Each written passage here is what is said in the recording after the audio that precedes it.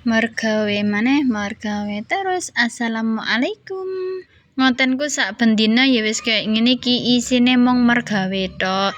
Soale pernah ada masukan, lek pertama ngonten iku lek iso iku konten sing konsisten maksudnya iku dalam satu tema. Dadi ya tak lakoni wae bes karo menikmati tapi ojo terlalu sepaneng mikirno konten terus. Digawe santai, digawe biasa, anggap wae ngonten iku hiburan kita.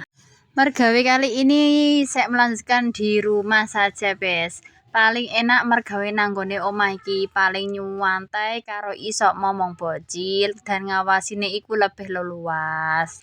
Lek mergawe nanggone gudang ku bes, mergawe nak gudang tapi pikirane nak omah. Soale angen-angen anake sing ndek omah, wedine engko nang ratan atau piye-piye. Soale gudange yo kaceke luwung, ora kok cedhak omah pas. Nah iki aku bungkusi kerupuk kentang, ya ana sing ngarani kerupuk kentang, ya ana sing ngarani kerupuk widik. Iki kerupuke dibumbu pedes bes, tapi gak pedes banget. Bagi sing seneng gurih pedes ya iki masuk, tapi lek kanggone aku iku mending sing putih tanpa dibumbu, iku lebih gurih. Tapi semua itu tergantung selera masing-masing. Berbeda orangku mesti beda selera. Tidak semua orang itu sama.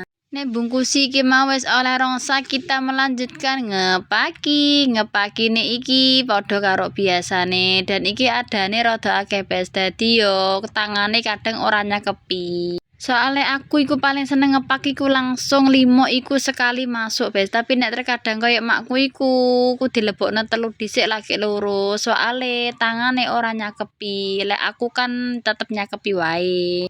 10 iku mau wis masuk kabeh, aja lali di staples. Sekali nyetaples iku kadang iku tak kei 3, kadang yo nek sing cilikan yo mung tak kei 2 tok. Dipaki sampai oleh 5 tumpuk, lewes kayak ngene, dipapakno taline, disiapno tali nang ngisore, diangkat mine, bar ngono ditali, diulet-uletno. Pertama kali pas dikongkon nali iki yo gak iso, bingung nyawang tok wis bingung, tapi ternyata lek wis dilakoni enak.